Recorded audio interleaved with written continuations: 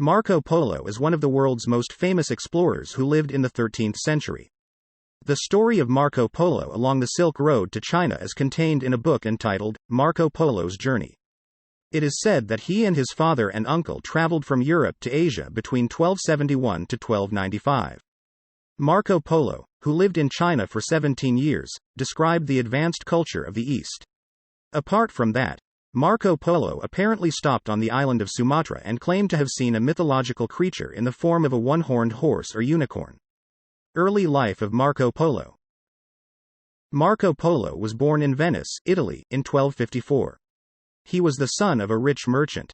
However, he only had the opportunity to meet his father, Niccolo, when he was 15 years old. Because his father and uncle, Mafio Polo, were gem traders who spent most of their time in Constantinople.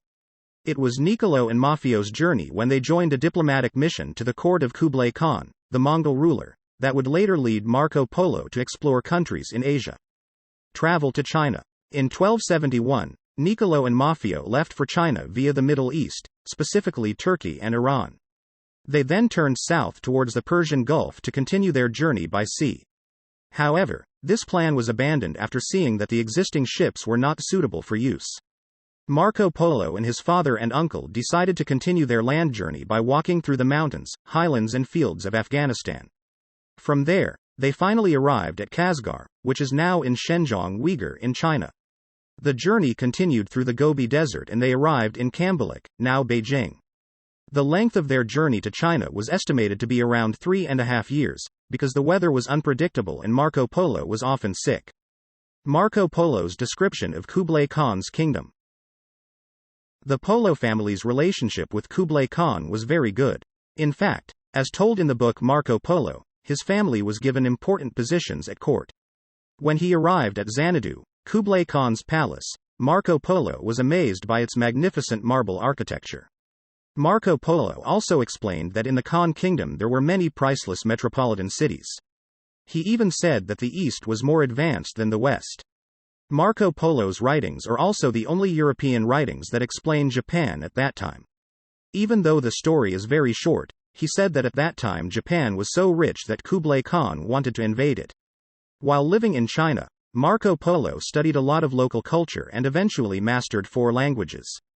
During his journey, Kublai Khan sent Marco Polo to areas that had never been explored by Europeans, such as Myanmar, India and Tibet. Marco Polo was then appointed governor, and finally ambassador. Travel back to Europe. After spending 17 years in China, Marco Polo decided to return to Venice. This was actually not approved by Kublai Khan, who was already very dependent on him. Therefore, Kublai Khan agreed to his request on one condition, namely that he had to escort a Mongol princess to Persia. Marco Polo and his family left China in 1292 with hundreds of passengers and sailors. They departed from Quanzhou, then stopped in Vietnam. From there, Marco Polo's group traveled along the Malacca Peninsula, Sumatra Island and Sri Lanka. They then continued their adventure towards the coast of India and arrived in Persia. Along the journey, they encountered many obstacles that killed hundreds of passengers, mainly due to storms and disease. When Marco Polo's group arrived in Persia, there were only 18 passengers remaining. In addition, Marco Polo's family lost 3/4 of its wealth to Genoese officials. After 21 months of travel, they finally arrived in Venice. Writing a book in prison. Several years after returning from China, Marco Polo led an attack against Genoa. Marco Polo was finally arrested and sentenced to prison in Genoa, where he met a prisoner who was a writer named Rustichello. It is said that Marco Polo wrote his book, Marco Polo's Journey, which became very famous, in this prison. Marco Polo's journey contains the story of his journey to and from Asia, the culture he studied, and his achievements. In its time, the book, printed in French, Italian and Latin, became the most popular reading material in Europe. However, many people also believe that the story told by Marco Polo in his book is just fiction. End of life. Marco Polo was released from prison in 1299, when Venice and Genoa finally made peace.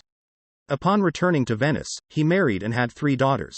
Marco Polo died at his home in Venice on January 8, 1324. From the time he started his family until before he died, Marco Polo spent his life running his family's business.